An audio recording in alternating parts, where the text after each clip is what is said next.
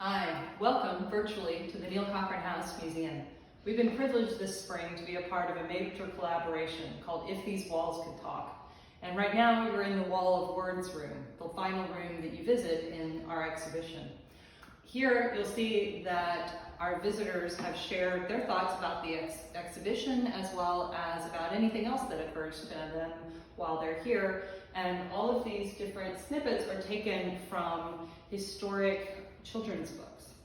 What we're going to be suggesting is that you, our community, join us in our Wall of Words. We're going to be sharing a series of 10 different phrases each week and encouraging you to do with them what you will and turn them into poetry that can be shared within this post.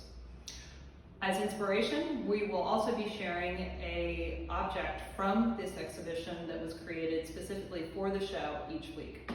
All the artwork in this exhibition was produced by visual artist Ginger Geyer. She works in trompe-l'oeil porcelain, as you can see here. All of the objects in this show are 100% made of porcelain.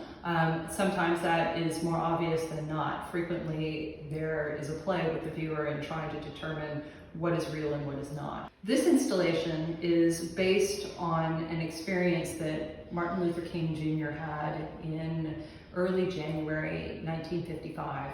He was in a point in his advocacy work where he was really not sure what to do next. He was frustrated and considered giving up the fight. He went down, he had received a threatening phone call, his family had been threatened frequently, he was scared, and he went down at about midnight to make himself a pot of coffee. And while he was in his kitchen, sitting there with his cup of coffee, he had a mountaintop experience. He likened it to Moses in the burning bush, where God spoke to him and helped him to understand that this was his role and that he did in fact have the strength in himself to carry on. 3 days later, arsonists attempted to burn down his home, and he spoke after the fact about this moment where he realized that he needed to continue on for the good of all people.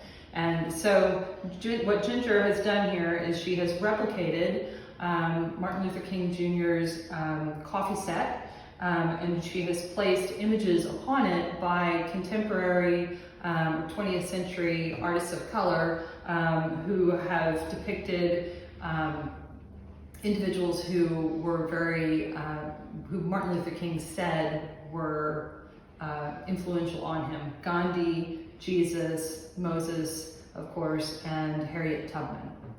So with that as your inspiration, we'll be sharing an image of the various different phrases that we randomly pulled this week. We would love to see what you all think, and we'll be weighing in as well with our own creations, our own poetry, and we'll see you back here again next week. Thanks.